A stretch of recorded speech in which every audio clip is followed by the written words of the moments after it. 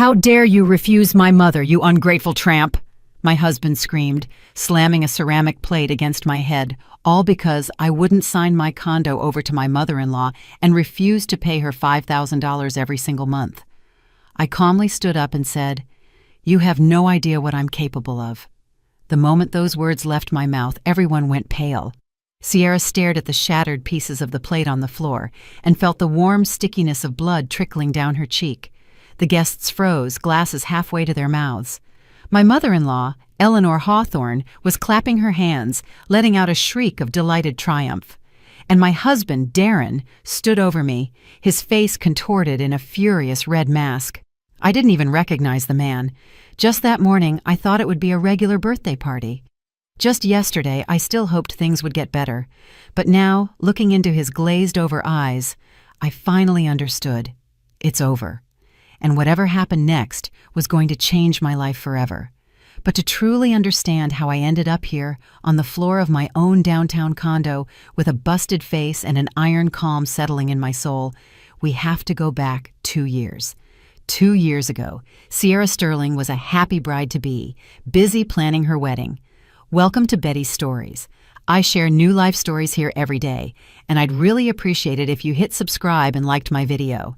Now let's jump back into my story. I'm sure you'll love it if you keep listening till the end. I was 32, and my fiancé, Darren, was 34. We met at a corporate networking event held at one of Atlanta's trendiest restaurants. Darren worked as a sales manager for a partner company. I was running the sales division for a large tech firm. From the moment I saw him, he seemed like the man I'd been searching for my whole life. Reliable, stable, attentive. He wasn't a movie star, but he was handsome. And while he wasn't rich, he was certainly ambitious. He wooed me the right way. Fresh flowers every time we met, Friday night dinners, and a real attention to detail. He remembered that I preferred white roses over red. He knew I hated being late. He'd open the car door for me, hold my coat, and walk me all the way to my unit door. I had just come out of a draining 5-year relationship where I wasn't appreciated. My ex-boyfriend thought my career success was cute but trivial and treated my salary like it was the universal ATM. He constantly pushed me to quit my high-pressure job and start having kids, even though he made practically nothing and spent every evening drinking beer with his buddies in the garage. When I finally found the courage to leave, he didn't even try to stop me. He just shrugged and said, "Go on then. Who'd want you turning 30? After that breakup, I spent 6 months recovering. I worked like crazy just to keep my mind busy, went to therapy, and slowly learned to trust people again. Then Darren showed up, a blast of fresh air after being stuck in a stale basement. He genuinely admired my accomplishments. He said he was proud of me. He constantly bragged to his friends about how smart and beautiful his black queen was. I started to thaw out. I blossomed and dared to believe in love once more. I owned my 2-bedroom condo in downtown Atlanta. I bought it on my own when I was 28, pouring every dollar from my salary and bonuses into it. It wasn't easy. I worked like a dog, clocking 60, sometimes 70 hours a week. No vacations, no real weekends. I denied myself everything. I bought clothes during clearance sales, brought lunch from home, and never called an Uber. Every single month, I saved half my paycheck. My parents helped where they could, but I raised the bulk of the down payment myself. I took out a 15-year mortgage and paid it off in 7. Every extra principal payment felt like a small victory. When I made that final payment at 28 and got the title documents with only my name on them, I cried happy tears. The condo was mine. No debt, no obligations. It was my fortress, my independence, my greatest accomplishment. Every square foot of that place was earned through my blood, sweat, and tears. I remembered picking out the paint colors, wallpapering the guest room myself until 3 in the morning because I couldn't afford contractors. I bought furniture off Craigslist, restored and repainted it, and planted flowers on the balcony. This was my world, and here I felt truly safe. Darren lived in a rented 1-bedroom place far outside the perimeter. He claimed he was saving up for his own place, but it wasn't working out. His salary was average, and his expenses were high. He paid $1,800 in rent monthly, which didn't leave much for living. I didn't worry about it. Love isn't measured in square footage after all. I'd walked the same path, and I knew how hard it was to save money in this country. I liked Darren for who he was, not for his bank account. He was kind, thoughtful, and understanding, or so I thought. When he proposed 8 months into our relationship, I said yes, without hesitation. We were at the same restaurant where we first met. Darren knelt right in the middle of the dining room and pulled out a box with a ring. A simple, tasteful piece, nothing flashy. But I didn't care about the diamond. I said yes and wept with happiness. Finally, I was going to have a real family. Finally, I wouldn't be alone. We decided to keep the wedding small, just a quiet ceremony. Neither of us was at the age for a massive 200-person ballroom reception. Plus, we were saving for a honeymoon in Cabo San Lucas. We invited only our closest relatives, parents and a couple of friends. I bought a simple white dress from a department store. Darren wore the suit he used for work. It was modest but heartfelt. The first warning sign came just before the wedding. 2 weeks before the courthouse date, we were sitting in my kitchen discussing logistics. Who would handle the HOA fees, who'd pay for groceries, and how we'd divide the chores.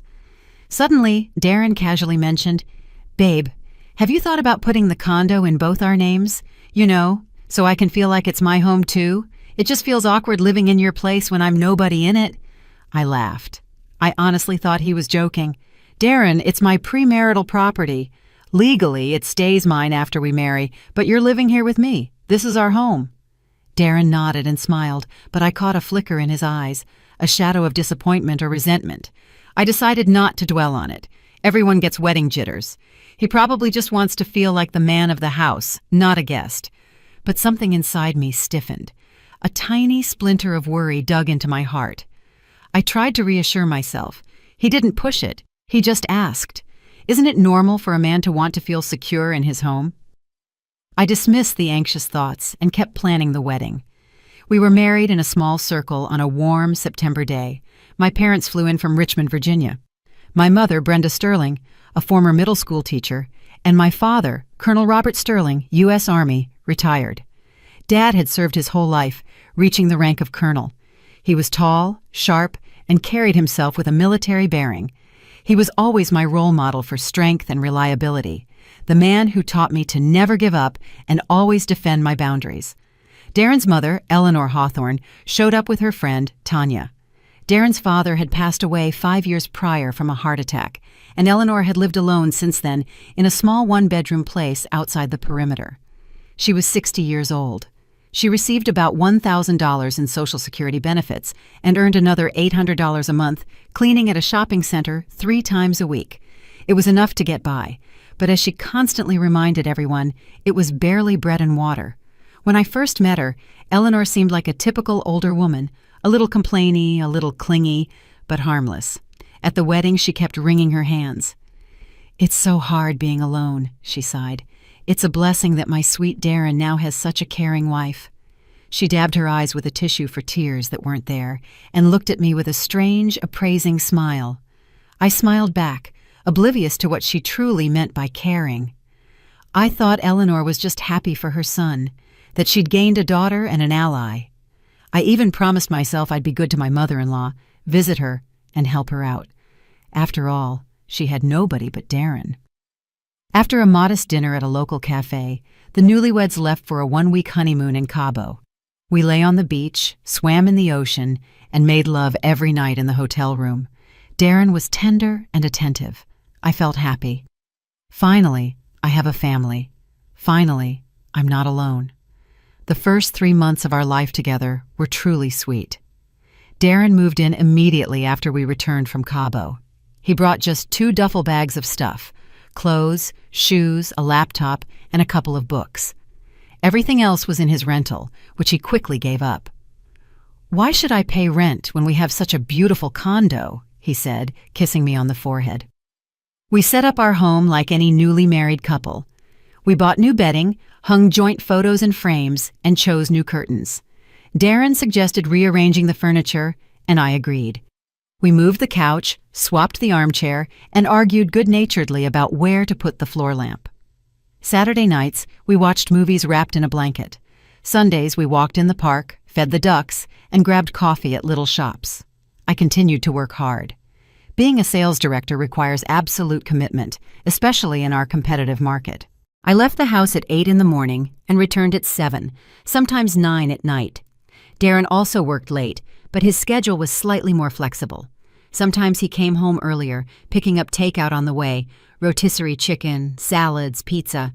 Other times, I'd swing by the grocery store, grab some ready-made meals, and quickly cook something. Neither of us had the time or desire to cook full dinners every day. We both worked, and we were both tired. It seemed normal. My salary was twice as high as Darren's. I took home about $10,000 net monthly. He made about $5,000. Darren didn't seem to feel awkward about this. We agreed to split groceries and HOA fees evenly. I knew it was tough for him. Half his salary went to shared expenses, leaving only about $2,000 for personal needs. But Darren never complained. He said he was due for a promotion and a raise soon. A month after the wedding, Eleanor started visiting. At first it was once a week on Saturdays. Darren was happy, hugging his mom, settling her on the couch and making her tea. I tried to be a good hostess, buying pastries, setting the table, and asking about her health. Eleanor would stay for 4 hours, tell stories, complain about her Social Security payments, the neighbors, and her health, then leave. I considered it normal. A mother misses her son and wants to see him. No big deal. But after a month, the visits became more frequent. Eleanor started coming twice a week, then every other day, then almost every day, always without warning. I would come home exhausted from work and find my mother-in-law in the kitchen. "Oh, Sierra's home," Eleanor would say, without looking up from her cup of tea. "I decided to make my poor Darren some soup. You never cook him a real meal." At first I held back, not wanting conflict early in my marriage. I would just nod, head for the shower, and change clothes, but the irritation was mounting. Eleanor started opening the fridge and surveying the contents with a look of disapproval. "My poor Darren, you've gotten so thin," she would cluck, pulling out my yogurt and ready-made meals. "Sierra, honey, don't you cook at all? A man needs to be fed. He works hard and needs strength." I worked until 7, sometimes 9 at night. I had neither the time nor the desire to cook stews and pot roasts every day. I earned more than my husband and provided for the family just as much, if not more, than he did. Darren didn't complain about the food, eating everything without issue, but Eleanor acted as if it were a crime. In my day, wives worked like a dog, and the home was a haven, and the husband was well fed, she would pontificate, sitting on my couch, drinking my tea from my best mug. "But you, Sierra, you're a career woman. Family should come first." Darren was silent, chewing on store-bought salad. I clenched my jaw and stayed silent too. I didn't want to fight. I hoped it was temporary, that Eleanor would calm down and get used to the fact that her son was married and had his own life. But the mother-in-law seemed to think otherwise. Then the hints about money started. At first they were timid, almost unnoticeable. "Oh, I'm out of my blood pressure medication again, and my check doesn't come for another week," Eleanor would sigh, pulling empty pill packets from her purse. "My sweet Darren, could you help your mother? I need $300 for my prescription." Darren, of course, helped, pulling out his wallet and counting bills. $300, $500, $800. I didn't object. It was his mother. He had the right to support her. Eleanor truly had a modest income, and at 60, her health wasn't perfect. Helping parents is normal, but the amounts grew. After 3 months, Eleanor was openly saying, "Darren, I need $2,000 urgently. My water heater burst. I need to call a plumber." Then another $2,000 for a new winter coat, because her old one was completely worn out. Then $1,000 for a new television because the old one broke. Then $500 for new boots. Darren started racking up debt. His salary was $5,000. Half of that went to shared expenses. From the remaining $2,500, he still had to pay for his phone, transit pass, lunch at work, clothes, and then $2,000 or $3,000 went to his mother. He started borrowing from colleagues and taking out payday loans. One evening, 4 months after the wedding, Darren approached me while I was working on a quarterly report on my laptop. "Babe, can you lend me $2,000? I promised Mom for her medication and I'm completely wiped out right now. Payday is a week away." I looked up from the screen at my husband. "Darren, I see you giving her half your salary every month. Is this healthy?" "She's my mother. She's having a hard time," Darren replied, avoiding my gaze. "She's a retiree. She has Social Security plus her cleaning job 3 times a week. You told me yourself she has enough to live on." "So what? I should abandon her? Dad's gone. She has no one but me." "I'm not saying abandon her. I'm saying $2,000 every month is too much. You're getting into debt because of this. Are you going to give it to me or not?" Darren clenched his jaw. I sighed. I didn't want a conflict, so I gave him $2,000. Then another $2,000 a month later, and another $1,000 after that. I knew it was wrong, but I didn't know how to stop it. Darren was becoming nervous, irritable. He'd snap at me and slam doors. I felt our relationship deteriorating, but was helpless to fix it. Eleanor visited more often. Every visit ended with a money discussion. "Darren, I need some money for repairs." "Darren, my shoes are broken." "Darren, the utility bills went up," and every time, Darren would give in. Then, 6 months after the wedding, Eleanor issued her main demand. It happened on a Saturday afternoon. Darren was at work for an urgent client meeting. I'd just gotten back from the gym, showered, and planned to relax on the couch with a book. But when I opened the door, I found Eleanor in the kitchen. My mother-in-law was sitting at the table, sipping tea and eating cookies from my snack dish. "Sierra, we need to talk," Eleanor started, and I instantly became guarded. There was a steely edge in her voice that hadn't been there before. "I've thought long and hard about how to say this gently, but I'll be direct. You're married to my son. That means you're part of our family, and in our family, we help each other." I sat down across from her without speaking. My heart started beating with apprehension. I had a bad feeling about this. "I'm struggling alone," Eleanor continued, taking a sip of tea. "My income is small and my health is declining. Darren helps, but his salary isn't enough. You, on the other hand, have a good income. You earn well over $100,000 a year." "Eleanor, I understand, but I want you to transfer $5,000 to me every month." Eleanor cut me off. "Darren has already agreed. He thinks it's fair." I was stunned. $5,000 every month? That was nearly half my take-home pay. "Well, you don't mind, do you?" the mother-in-law pressed, seeing my confusion. "You have a high salary, and your condo is paid off. You're not living in a mortgage or paying rent. You're a rich woman, and I'm barely making ends meet." "Eleanor, that's half my post-tax salary. I have expenses too. HOA, utilities, groceries, clothes, makeup." "Makeup?" Eleanor sneered. "So that's it. You pamper yourself while your mother-in-law lives on bread and water?" "That's not what I meant. It's just that $5,000 is a huge amount." "It's huge for you, but it's a normal life for me. I'm not asking for $1 million, just $5,000. "Darren said you'd agree because you're a kind girl." I felt the anger boil up inside me. Darren had discussed this with his mother without me, promising her my money without even asking. "I need to think about it," I said flatly, "and talk to Darren." "There's nothing to think about," Eleanor raised her voice. "A respectable daughter-in-law doesn't think. She helps. Tanya's daughter-in-law, now she's a gem. She does everything for her mother-in-law, transfers money, buys gifts, takes her on vacation. And you?" She trailed off, pursing her lips meaningfully. I stood up. "Eleanor, I need some rest. Let's end this conversation." The mother-in-law left, slamming the door dramatically. I was left alone in the kitchen, my hands shaking. I was seething. $5,000 a month? That was absurd. Eleanor had an income and a side job. She had enough to live on. Why did she need another $5,000? When Darren returned from work that evening, I attacked him with questions before he even took off his jacket. "Darren, your mother was here today. She demanded I transfer $5,000 to her every month. Did you know about this?" Darren threw up his hands sheepishly. "Well, Mom asked. I said I'd talk to you. I thought you wouldn't mind."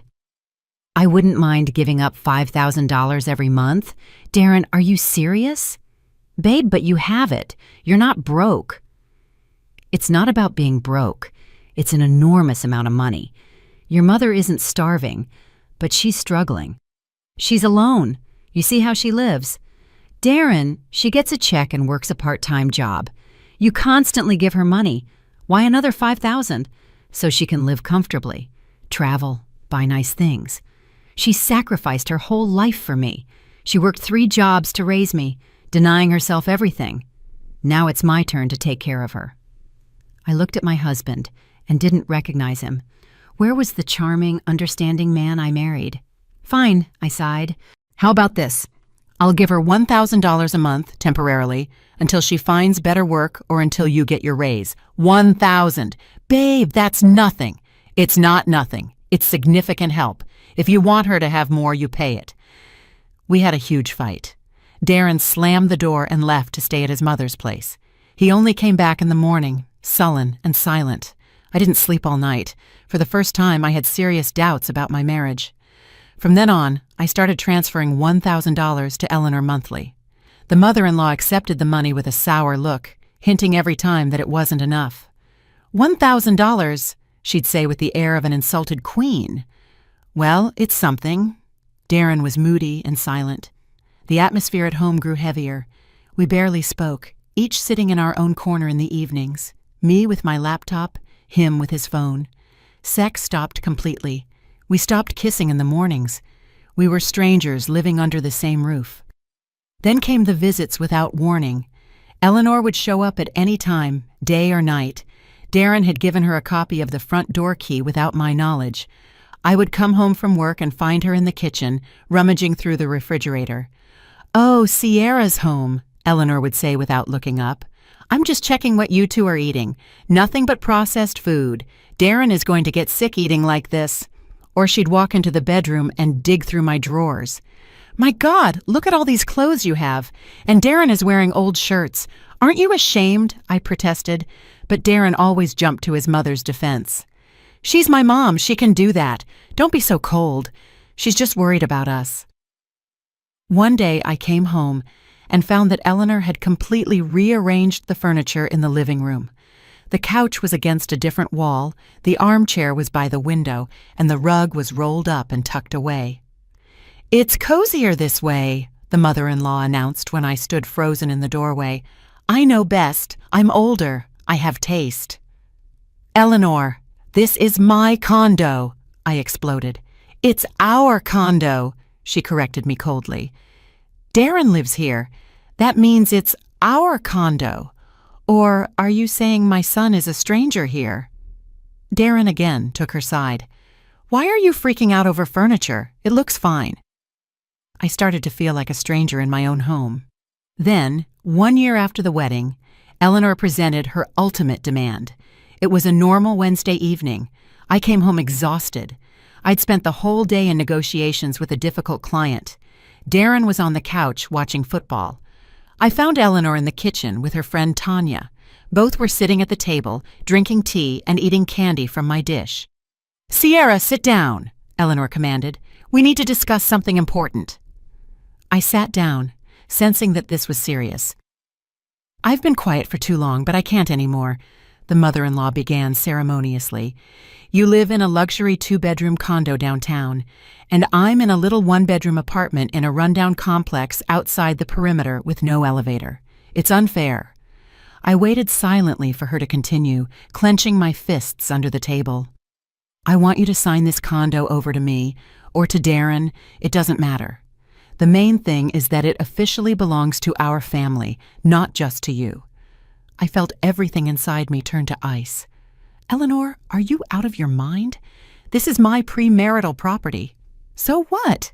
Darren is your husband. Everything the wife owns belongs to the husband. That's how it should be." Tanya nodded along. "She's right. My daughter-in-law signed everything over to my son right away. A good girl understands that family is one unit." I looked toward Darren. He was sitting in the living room, his back to the kitchen, but I knew he could hear everything. "Darren, are you hearing this? Say something." Darren turned around uncertainly and mumbled, "Well, Mom isn't asking for herself. It's for us. For our future. What future? This is my condo. I bought it with my own money before we got married. But we're a family now, Eleanor protested. Or are you saying you don't trust my son? It's not about trust. It's about the fact that this is my asset, and I'm not signing it over to anyone. Aha, Tanya sneered viciously. So you don't trust him. You're afraid he'll take it. Take it? Who would take it? This is absurd. Eleanor stood up, her face flushed red. Absurd? You're an ungrateful, selfish person. My son married you and lives with you, and you won't even give him a corner of your own home. He lives here for free. I pay for everything. Then sign it over to him. If you love him, sign it over. I felt the rage boiling and freezing simultaneously. This woman wouldn't stop. She would pressure me until the bitter end. No, I said firmly.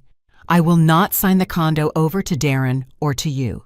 The conversation is over. Darren! Eleanor shrieked. Do you hear how she talks to your mother? Are you going to tolerate this? Darren hesitantly got up from the couch and walked to the kitchen doorway. Babe, maybe you should think about it. At least sign over a share to me, half the condo. No, not a share, not the whole condo. This is my property, period. Tanya and Eleanor exchanged glances. A cold gleam appeared in their eyes that made me uneasy. Fine, Eleanor hissed. We'll see about that. They left, slamming the door. Darren remained, silent, turning away from me. I went to bed with a heavy heart. Something was about to happen. I felt it in my gut. The next day I came home from work and found an envelope on the counter. Inside were documents. I opened them and froze. It was a power of attorney granting the right to dispose of my condo. The signature was mine. But I hadn't signed it. It was a forgery. I went cold. Darren was sitting in the living room watching TV as if nothing had happened. Darren, what is this? I walked into the living room holding the document. It's the power of attorney. Mom said to get it drawn up. You forged my signature? I thought you wouldn't mind. I do mind. I mind completely. This is illegal. It's document fraud. It's a felony. Don't yell. Mom meant well. I ripped the power of attorney to shreds. My hands were shaking with fury. If this ever happens again, I'm going to the police. Do you understand? Darren was silent. Something dark and evil flashed in his eyes. I realized I was in deep trouble, very deep trouble, and it was just beginning. After the incident with the forged document, I couldn't sleep for several nights. I lay next to my husband, who was snoring peacefully, and thought about how he was capable of document fraud, of a crime. For what? For a condo, for his mother. The Darren I loved, the one who seemed reliable and honest, was capable of forging my signature. In the morning, after Darren left for work, I typed family law attorney into Google. I found a firm with good reviews near my office and booked a consultation for my lunch break. The attorney was a woman in her 50s, Alicia King, stern in a power suit with an attentive gaze. She listened to my story in silence, occasionally nodding and making notes. Sierra, your condo is premarital property, Alicia said when I finished. Legally, it belongs only to you. Section 33 of the Georgia Code clearly states this. Even if you divorce, your husband has no right to it. Not an inch. Do you understand? Not an inch. I breathed a sigh of relief. So, even if we split up, the condo remains mine? Absolutely. But there's a big but. Alicia took off her glasses and looked me straight in the eye. If you voluntarily sign the condo over to your husband or do so under pressure, you lose it. And proving anything afterward will be nearly impossible. They'll say you gave it as a gift. You signed it over yourself. But I'm not going to sign it over. The power of attorney your husband already tried to forge. I went cold again. You think he might try again? I don't know, but since he did it once, he might repeat it. People who cross that line once find it easier to do so a second time. What should I do? Don't give in to pressure. Stand firm and document everything. If they continue to threaten you, record the conversations, involve witnesses, and gather all your documents in case of divorce. Because, Sierra, I'll be honest with you, your situation is unhealthy, and it's only going to get worse. I left the lawyer's office with a heavy heart but a firm resolve.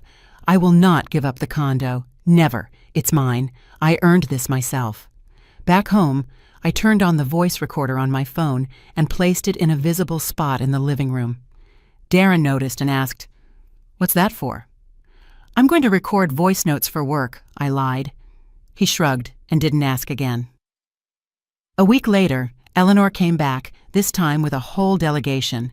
With her were Tanya and 2 other women, Darren's Aunt Zena and his father's cousin Gabby. They settled on the couch and in the armchairs like a tribunal of judges.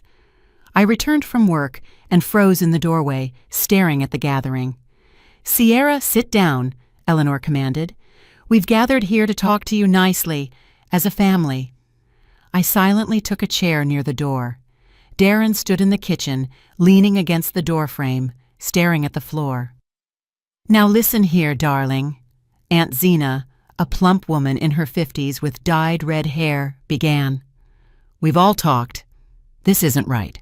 You're living in a condo that Darren considers his home, and he's a nobody in it. That's not right. A man needs to feel like the head of the house." "In our day," Tanya chimed in, "wives signed everything over to their husbands. That was the right way." That was honest. "My granddaughter's husband doesn't even work," Gabby, a skinny woman with a pinched face, chimed in. "He sits at home, but the house is in his name, and that's correct because he's the man, he's the head of the family." I listened to this nonsense, unable to believe my ears. "Excuse me, but what business is my condo of yours?" "What business?" Eleanor was outraged. "We're family. We worry about Darren. You're humiliating him." "I'm not humiliating him. He lives here and uses everything equally with me." "But the condo isn't in his name," Zena insisted. "That's wrong. You should sign over at least half." "I don't owe anyone anything. This is my premarital property." "See?" Eleanor scanned her allies. "I told you, greedy, selfish, only thinks about herself. You're bringing shame on our family," Gabby added. "Everyone is talking about how Darren's wife doesn't respect him." "Who is everyone?" "All the relatives and friends. Do you think we're quiet? We're telling the truth, that you won't sign over the condo, that you're disrespecting your mother-in-law." I stood up. "That's enough. The conversation is over. I'm asking you to leave my condo."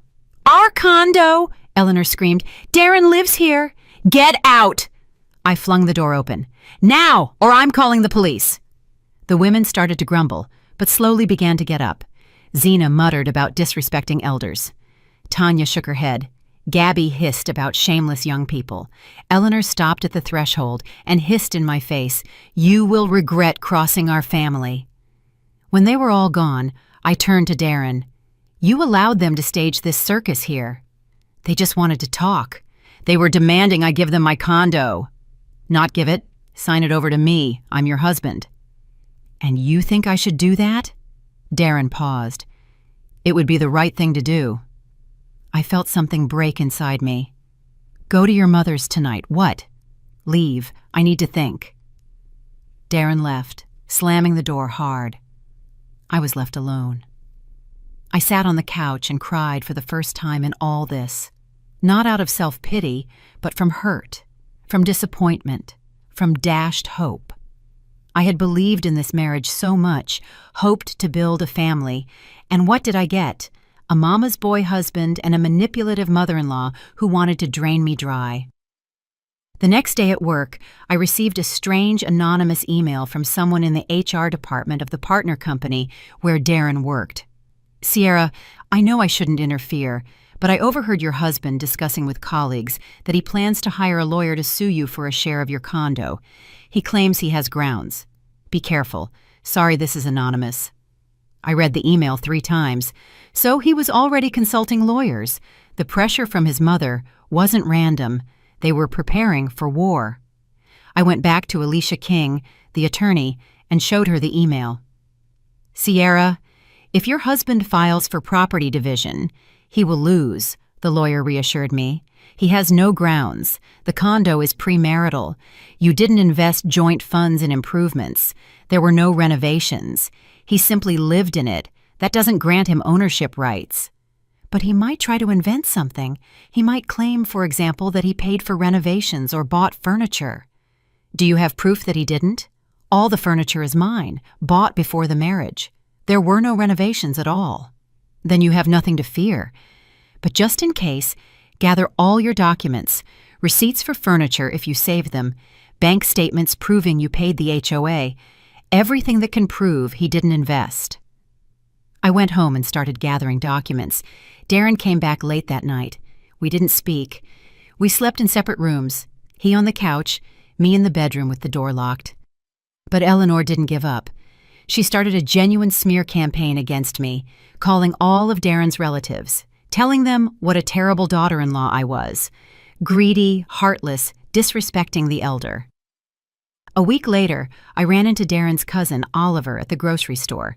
He looked at me with strange disdain and walked past without saying hello. "Oliver," I called out. He stopped and turned around. "Why didn't you say hi?" "Why should I greet someone who abuses an older woman?" "What? What are you talking about?" "Aunt Eleanor told everyone how you threw her out of your condo, how you refused to help, how you humiliate Darren. I don't want to talk to you." He turned and left. I stood in the middle of the street, my hands shaking. Eleanor was turning everyone against me, creating the image of a cruel, greedy daughter-in-law. At the next family gathering, where Darren dragged me for his Aunt Zena's birthday, I felt the full force of it. Everyone gave me the side-eye, whispering behind my back. Someone demonstrably turned their back as I walked by. "There she is," one of the aunts loudly said as I passed. "Won't give up the condo, disrespects her mother-in-law." "Selfish," another one chimed in. "Things weren't like this in our day." Darren was silent, standing nearby, looking away, offering no defense. I understood. He was on their side. He agreed with them. I endured an hour of the party and then left. Darren didn't even try to stop me. At home, I seriously considered divorce. It had been 1 year and 2 months since the wedding. I worked, earned money, maintained the home, and my husband had turned into a stranger who looked at me with poorly concealed hostility. His mother had made me an outcast. His relatives thought I was a monster. But divorce felt like admitting defeat. It was the end of my dream of a family. I hesitated. Maybe things will still work out? Maybe Darren will come to his senses? He didn't. 6 months later, 1 year and 8 months after the wedding, Eleanor showed up again. This time she brought a man in a suit. "Sierra, meet him," the mother-in-law said with triumph in her voice. "This is Mr. Miller, a real estate appraiser. He's going to value your condo now." "Why?" I was aghast. "Because Darren is filing for property division and we need an appraisal." "Darren is filing for division." I looked at my husband, who was standing in the corner. "Is this true?" Darren nodded, not meeting my eyes. "Mom said it's the right thing to do, that I'm entitled to half." "You're not entitled to anything. This is my premarital property." "The court will decide," Eleanor said coldly, "and in the meantime, the appraiser will do his job." "No one is appraising anything. Both of you get out of here, now!" I threw the door wide open. The appraiser backed away fearfully and rushed out the door. Eleanor lingered on the threshold. "You will regret messing with our family. Darren will get what belongs to him." "Nothing belongs to him." "We'll see." I went to Alicia King again. She listened and shook her head. "Let them file. They'll lose, but it will be unpleasant. Lawsuits, nerves, time. Are you ready for this?" "Do I have a choice?" "Sierra, as a woman to a woman, get a divorce before it's too late. This marriage is toxic. It's destroying you." "But I love him." I said it and realized it wasn't true anymore. I didn't love the person Darren had become. I loved the memory of who he was in the beginning. Love is not a reason to tolerate abuse and manipulation. Think about that. I went home and sat in the kitchen for a long time. Darren was at his mother's, as usual lately. He spent more time there than at home, only coming back to sleep. Our relationship was dead. We didn't talk, eat together, watch movies, or make love. We were strangers under one roof. Why drag it out? But still, I hesitated. A part of me still hoped for a miracle. Then came February. Darren was turning 35. Eleanor insisted on a big celebration. A large table, many guests, relatives. "I don't want to host this party," I said when Darren informed me of his mother's plans. "We have a bad relationship. Why pretend? It's my birthday. Can't you do this one thing for me? I'm asking one last time." There was such despair in his voice that I wavered. Maybe this was a chance. Maybe at the party we'd talk normally, remember the good times, and reconcile. "Fine," I agreed, "but only if your mother doesn't cause a scene." "She won't, I promise." He lied. I spent the entire Saturday preparing. I bought $800 worth of groceries. I cooked appetizers, sliced salmon, made canapes, roasted meat, and set up a huge table in the living room. I bought a cake from an expensive bakery and put flowers in vases. I wanted everything to be beautiful, to show Darren I was trying, that I loved him, or was trying to. Eleanor and Tanya showed up 2 hours before the start and immediately began bossing me around. "This isn't placed right. Move that vase. Take this away. Where's the wine? Why isn't the cake the right kind?" I kept silent, gritting my teeth. "Hold it together. It's a party. Don't ruin it." Guests began arriving at 7 o'clock. My parents flew in from Richmond. Dad, Colonel Robert Sterling, immediately assessed the situation. He saw Eleanor ordering me around and Darren standing aside, not intervening. Dad walked over to me and quietly asked, "Is everything okay, sweetie?" "Yes, Dad. Everything's fine." He looked at me skeptically but didn't press. Darren's aunts, cousins, and friends all looked at me with judgment. Eleanor had clearly had time to tell everyone her version. I felt their stares and heard the whispers behind my back. The party started. Toasts, congratulations, laughter. Eleanor sat at the head of the table like a queen. Darren sat next to her, beaming. I sat at the other end of the table, next to my parents, feeling like a stranger at my own party, in my own condo. Then the passive-aggressive hints began. At first subtle, then increasingly blatant. "Now our daughter-in-law is gold," Tanya said loudly to everyone. "She signed everything over to the mother-in-law. Condo and money. She understands that you have to respect your elders." "That's right," Zena nodded. "Young people will get everything later, but for now, the elders should be the priority." Eleanor gave me a meaningful look. Yes, some daughters-in-law understand, and some only think about themselves. I clenched my fists under the table. Mom put a calming hand on my shoulder. Dad tensed, sitting up straight. I felt the pressure building inside me. Then Eleanor stood up with a glass in her hand. "I want to make a toast," she announced ceremoniously. Everyone fell silent and raised their glasses. "To my son, Darren. I dedicated my entire life to you. Everything I had, I gave. I worked 3 jobs so you wouldn't go without, denying myself everything. And now I hope that you will take care of me, and your wife too." Everyone clapped. I sat motionless, neither clapping nor drinking. After the toast, Eleanor slid close to me, almost touching me, speaking quietly but loud enough for the people next to us to hear. "Sierra," the mother-in-law began, "we're adults. Let's settle this condo matter right now, in front of everyone. Will you agree to sign the condo over to Darren or me? It doesn't matter. The main thing is to make it official.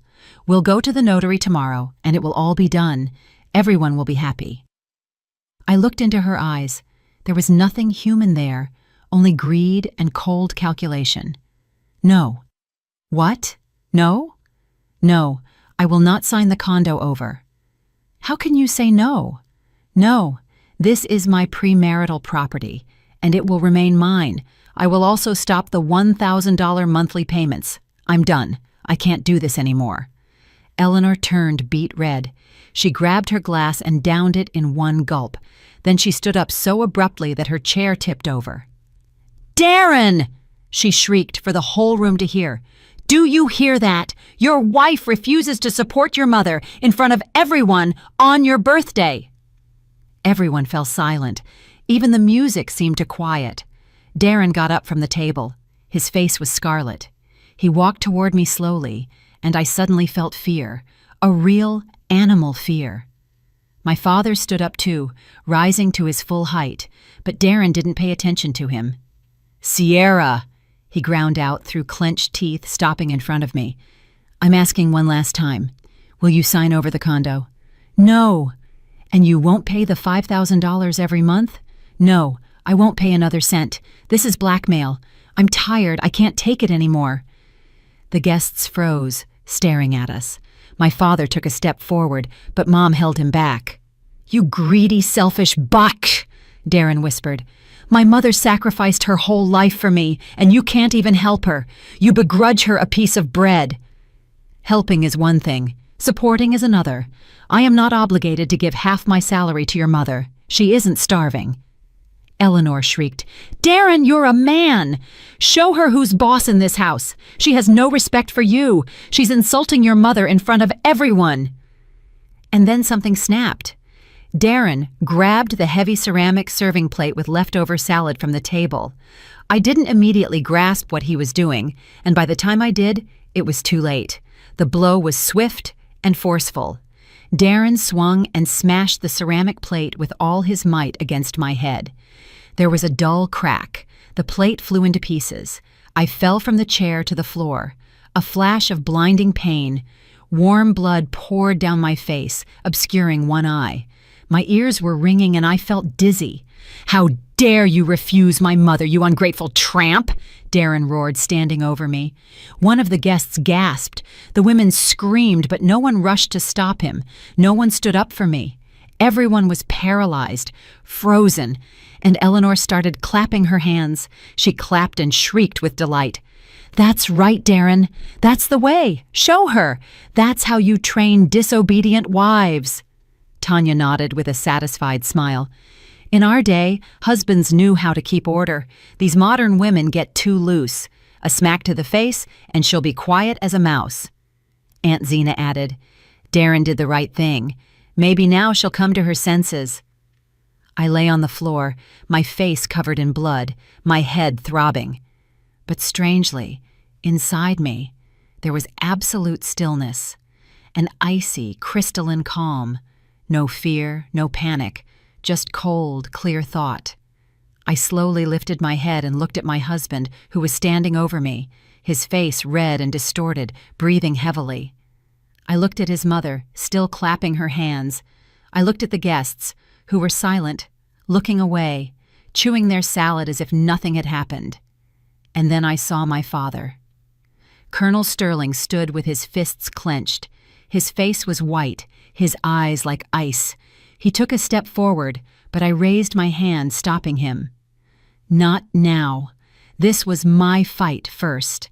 I slowly, very slowly, got to my feet. Blood dripped onto the floor, onto my party dress, onto the tablecloth. I wiped my face with my hand, looked at my palm. It was covered in blood. My eyebrow was split open, or maybe my temple, it didn't matter. I looked Darren straight in the eye and said quietly, but clearly enough for everyone in the room to hear, "You have no idea what I'm capable of." There was no scream, no hysteria in my voice, only that icy composure, and that calm was scarier than any shout. Darren went pale, taking a step back. Something in my eyes frightened him. Eleanor stopped clapping. The smile slid off her face. The guests froze. Everyone was pale. Even Tanya, who had just been cheering on the abuse, suddenly shrank back. Because in that moment, everyone understood. Sierra wasn't going to cry, she wasn't going to beg, and she wasn't going to tolerate this. Something had shifted, something had broken, and now it was a completely different game. I silently turned and walked into the bedroom. Behind me, I heard voices. Well, she's offended. How sensitive. Darren did the right thing. Should have done it sooner. She'll cry now and come back. They all do. I locked the bedroom door. My hands weren't shaking.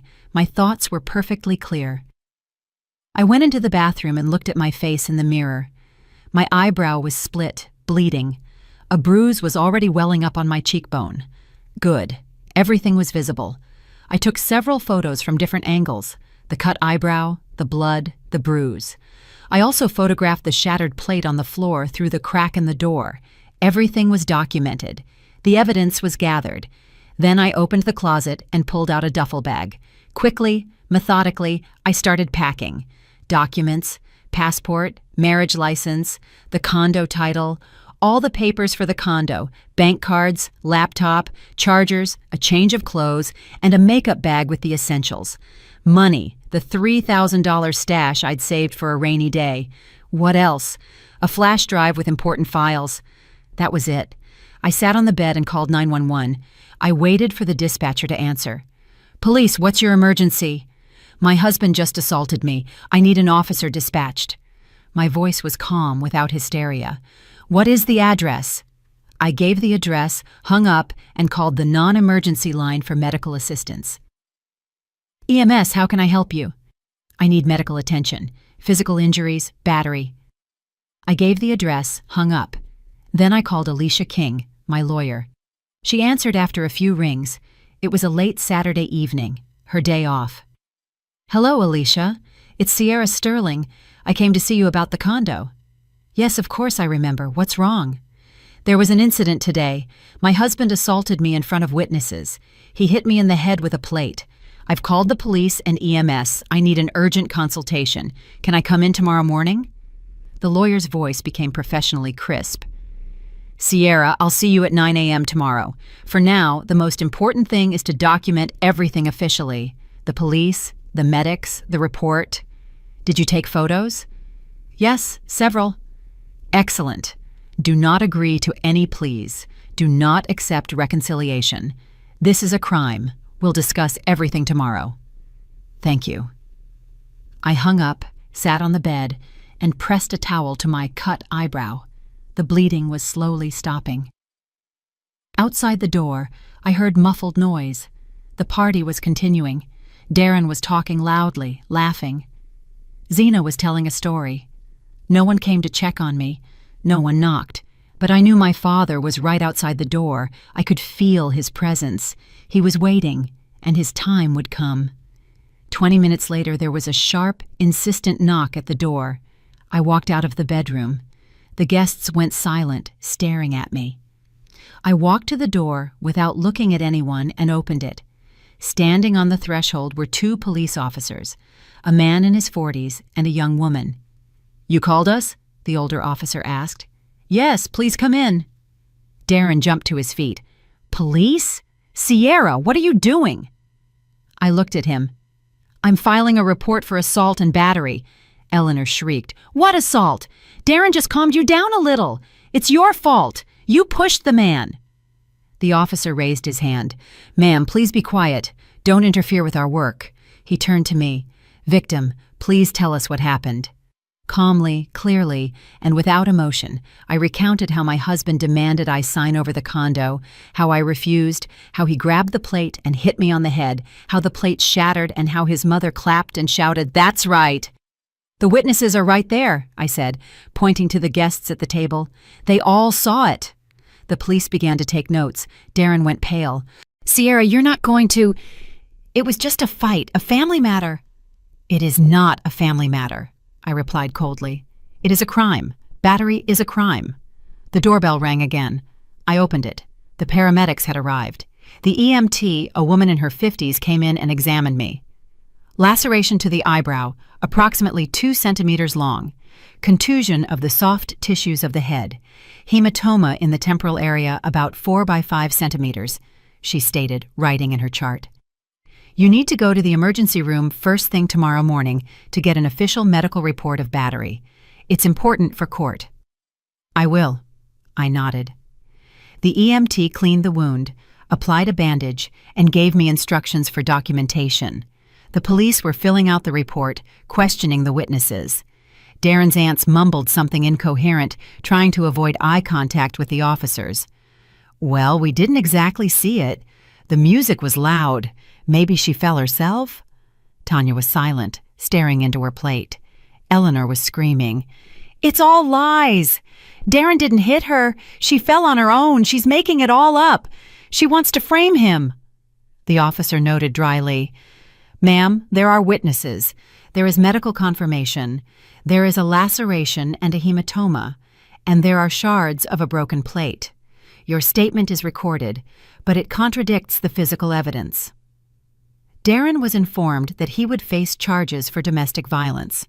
It could be a simple misdemeanor or a felony, depending on the severity of the injuries, a fine or a brief jail sentence, depending on the judge. Darren was shaking. His face turned gray from red. I didn't mean to. I just snapped. She drove me to it. You can tell that to the detective. The officer cut him off. The guests began to leave quickly, silently, without saying goodbye or making eye contact. The aunts grabbed their purses and scurried out the door. The cousins vanished in a minute. Tanya and Zena left without even saying goodbye to Eleanor. The party was over. When almost everyone had left, only I, my parents, Darren, Eleanor, and the police officers remained, finishing up the report. Then my father stepped forward. Colonel Robert Sterling had been silent all this time, standing by the wall, arms crossed, watching his daughter get hit, watching the mother-in-law cheer, watching the guests chew their salads, watching the police fill out the report. He was silent, but I knew he was remembering everything, every face, every word. Now he moved, slowly, deliberately, with military precision, tall, fit, and gray-haired, the bearing of a general. The police officers involuntarily straightened up when they saw him. Dad walked right up to Darren and looked down at him. Darren tried to step back but hit the wall. "Did you do that?" Dad asked quietly, nodding toward my bloody face. Darren opened his mouth but couldn't say anything. He just nodded, barely perceptibly. "Quiet," Dad said. His voice was soft, but everyone froze. Even the police stopped writing. "We're going outside." It wasn't a question. It was an order, a colonel's order that could not be disobeyed. Dad grabbed Darren by the collar of his shirt and dragged him toward the door. Darren tried to break free, but the grip was iron. The police exchanged glances but did not intervene. They saw a father defending his daughter, and that was right. The door slammed shut behind them. I remained in the condo. A minute later, muffled thuds came from the stairwell. 1, 2, 3. Darren's cry, "I'm sorry, I didn't mean it, I won't do it again." My father's voice, quiet and hard, "You will answer for my daughter. You will answer for every drop of her blood." More thuds, heavy, professional hits. My father had served for 30 years. He knew how to hit to inflict pain without causing serious damage. Then silence. The door opened. Dad walked in, calm, his hands at his sides. No scratches on his knuckles. He knew how to hit without hurting himself. Darren walked in behind him, limping on his right leg, holding his ribs. His nose was bleeding, his left eye was swelling shut, and his lip was split. "Sit down. Don't move," Dad commanded. Darren sat on a chair by the wall, shaking, silent. Dad turned to the police. "Officers, continue your work." The tone was military, commanding. The officers nodded. The senior officer even seemed to stand at attention, recognizing the colonel's authority. Then Dad turned to Eleanor Hawthorne. She was sitting on the couch, shrunken. For the first time all evening she was quiet. Dad walked up to her, stopped, and looked down. "You approved of the beating of my daughter." Eleanor tried to say something, but Dad interrupted. "Quiet. I'm not finished." She fell silent. "If you ever, hear me, ever approach my daughter again, call her, text her, show up near her home or workplace, you will regret it. You will regret it intensely. I served for 30 years. I have connections, I have people, and I will find a way to make your life miserable through entirely legal methods. Do I make myself clear?" Eleanor nodded, her lips trembling. For the first time, I saw my mother-in-law truly afraid. "Now get out of my daughter's condo and take your son with you." Eleanor leaped up, grabbed her purse, and rushed to Darren. "Let's go, son. Don't let these people humiliate you. You'll stay with me." Darren got up with difficulty, holding his ribs. His eye was swelling shut faster. The husband's things, Dad said, turning to me. I silently went to the bedroom, pulled out the boxes where I had already packed all of Darren's clothes, shoes, documents, chargers, razor, all his belongings, and carried them to the hallway. "Take it and go," I told my husband. "Sierra," Darren began, "go. This is my condo." "No, it's my condo, my premarital property. You have no rights to it. I consulted a lawyer. Get out before I call the police again." Darren looked at the officers. They were standing nearby. He understood I wasn't joking. He grabbed the boxes. Eleanor was pulling him toward the door, wailing, "Let's go, son, let's go. There's nothing for you here. She's not worthy of us." The door slammed shut. Silence. I sat on the couch. Mom hugged me. Dad put his hand on my shoulder. The police finished filling out the report. "You need to come to the precinct tomorrow to give a full statement," the senior officer said. "And go to the emergency room, absolutely. The medical report is necessary for court." "I'll be there," I nodded. The police left. Only my parents and I remained. "My daughter," Mom said softly, stroking my hair. "You did the right thing. The absolute right thing." "I'm proud of you," Dad added. "You didn't panic. You stood up for yourself. You acted like a soldier." I didn't cry. Inside, there was a strange emptiness. No self-pity, no resentment. Just one thought. There will be a war, and I will win it. My parents stayed the night. Mom put me to bed and gave me a sedative. Dad remained in the living room, standing guard. No one would attack his daughter while he was alive. In the morning, I went to the emergency room. The doctor examined me carefully, documenting all the injuries.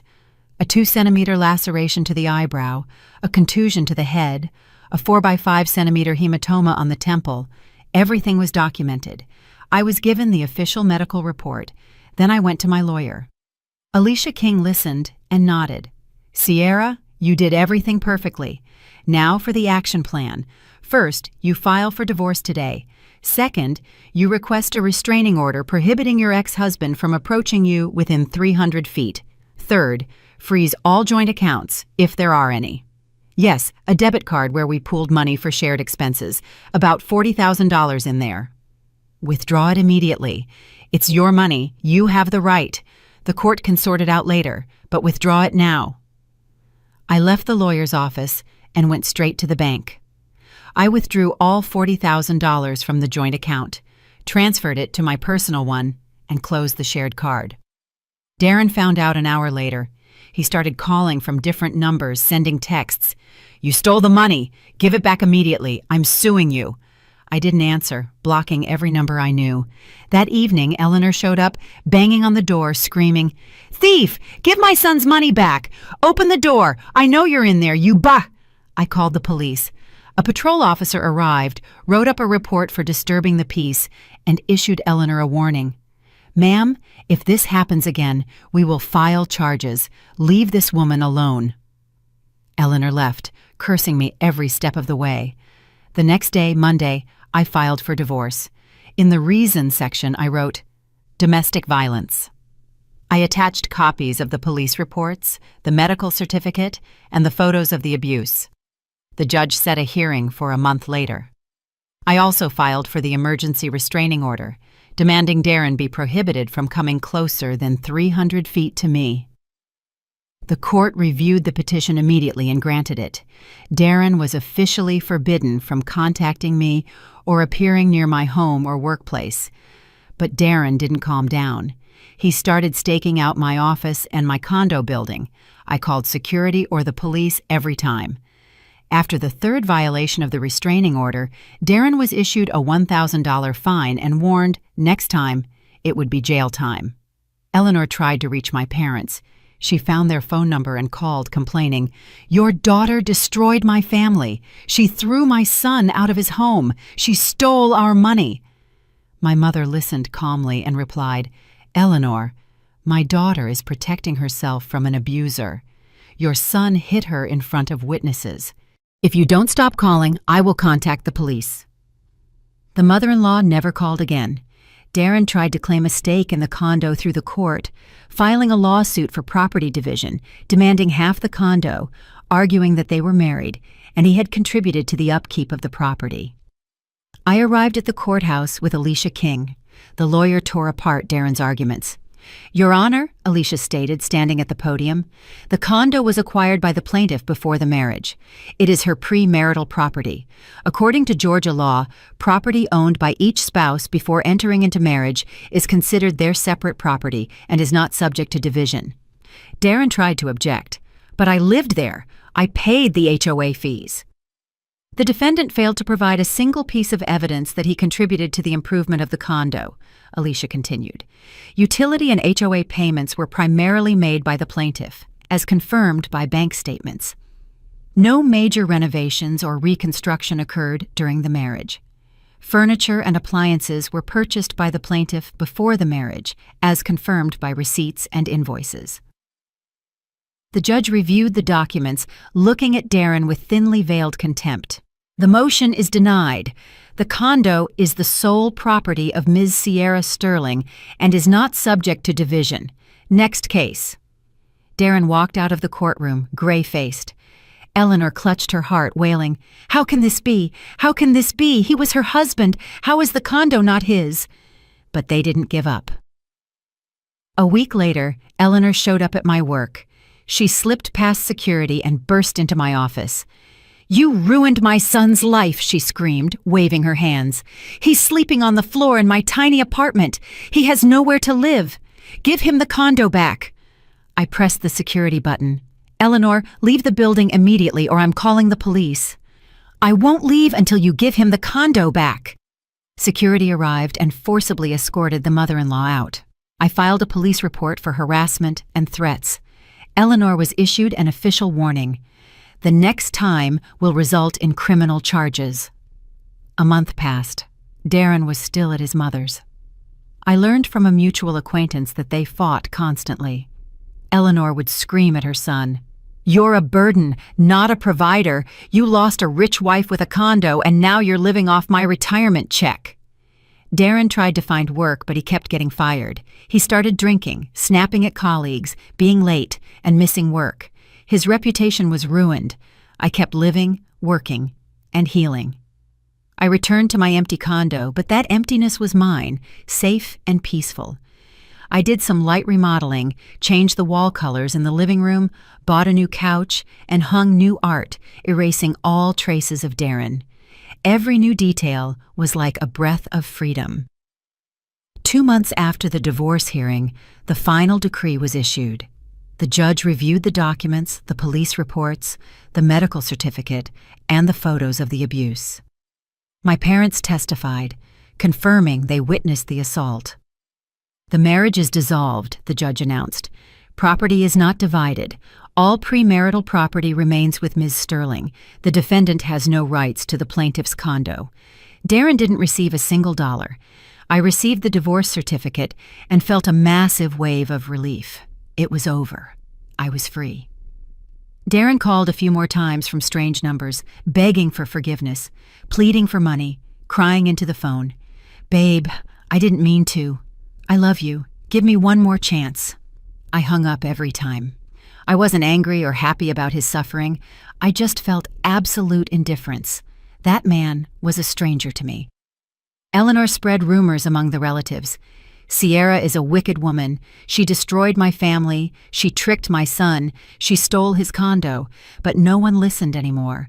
Everyone knew the truth. Her son had assaulted his wife in front of witnesses, and the wife had protected herself. Everything was legal. Everything was fair. 3 months after the divorce, Darren was fired from yet another job. He drank more and more, visibly degenerating. Eleanor couldn't take it. "You're a leech, not a crutch," she screamed at him, according to her neighbor Tanya, who told mutual friends. "I wasted my life on you, and you accomplished nothing. You lost a rich, smart wife, and now you're sitting on my neck and drinking my retirement money." Darren eventually left his mother's place, renting a room in a boarding house for $600 a month, scraping by on odd jobs, sinking further. I, however, moved forward. I was promoted at work. I was named Vice President of Sales. My salary jumped to $15,000 a month. I started saving, planning my future. I thought about buying a second condo to rent out or opening my own small business. My parents were proud of me. My father put it simply, "Daughter, you are a true fighter. You didn't break. You won." And I did win. I won my freedom, my independence, and my right to live the way I wanted, not the way someone else demanded. I never again allowed anyone to manipulate me. I never allowed anyone to violate my boundaries. I learned the lesson. Never tolerate abuse, never give in to blackmail, and never sacrifice yourself for those who don't value you. The condo remained mine. My life remained mine. My future remained mine. And Darren and Eleanor got what they deserved: loneliness, poverty, and the realization of what they had lost due to their own greed. Sometimes in the evenings, I sat on the balcony of my condo, my one indivisible condo, sipped tea, looked out at the Atlanta skyline, and thought, I handled it. I defended myself. I know my worth, and I will never again allow anyone to humiliate me or take what is rightfully mine. I won that war, and now I knew, when necessary, I was capable of anything, absolutely anything. I'm really glad you're here and that I could share my story with you. If you liked it, show me by liking the video and subscribing to my channel. Let's see how many of us there are. Write in the comments which city you're watching from and what time it is. I'm so curious to know where all you wonderful people are tuning in from. If you want to support me a little extra, you can also send a small donation. I share new life stories for you every single day. And now, 2 of my most popular stories will pop up on the screen so you can choose what to watch next. Betty.